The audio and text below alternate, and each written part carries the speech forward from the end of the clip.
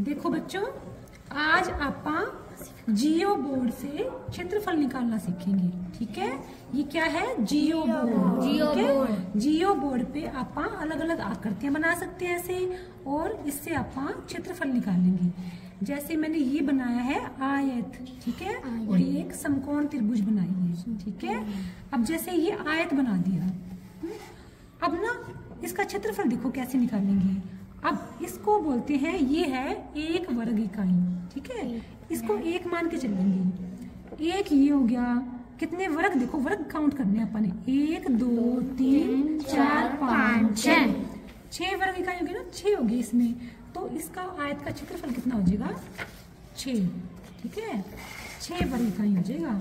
इसमें देखो ये मैंने अब 6 आयत में इकाई वर्गों की कुल संख्या कितनी है? 6। अब आप चेक करके देखेंगे, फार्मूले से चेक करेंगे कि ये सही है या नहीं। अब देखो, जैसे इसमें आयत है, आयत की लंबाई देखते हैं। ये होती है आयत की लंबाई। देखो कितनी इकाई है, कितनी आयत की लंबाई? 3 इकाई। ठीक है, आयत की चौड़ाई देखो, अब 1 इकाई 2 इकाई, कितनी है? 2 इकाई।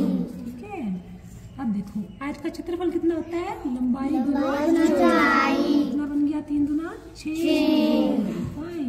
ठीक है, और इकाई यूनिट तो कुछ भी हो सकती है, जैसे सेंटीमीटर हो तो 6 सेंटीमीटर स्क्वायर लिख देंगे अपन। ठीक है, अब देखो जैसे मैं ये आयत है, इसको मैं ऐसे चेंज करके कोई भी शेप बना सकती हूँ। जैसे मैंने वर्ग बना दिया ये, ठीक है, ये वर्ग बना दिया ना।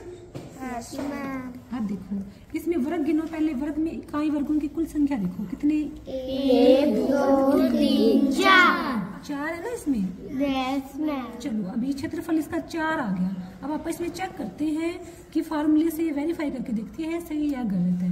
जैसे वर्ग की भुजा देखो कितनी इकाई है? 1 2 है ना। वर्ग का क्षेत्रफल कितना होता है? भुजा गुना भुजा। अब 2 इकाई है ना ये, इसको 2 बार गुना कर दो, भुजा गुना भुजा। कितना आ गया? 4। ठीक है, 4 वर्ग इकाई। समझिए?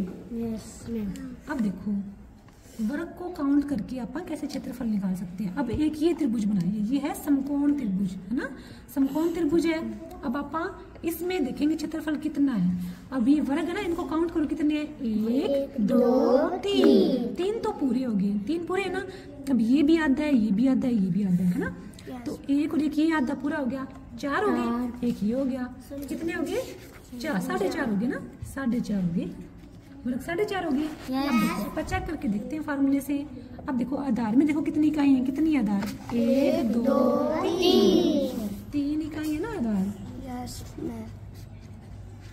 ऊंचाई देखो, ऊंचाई कितनी है?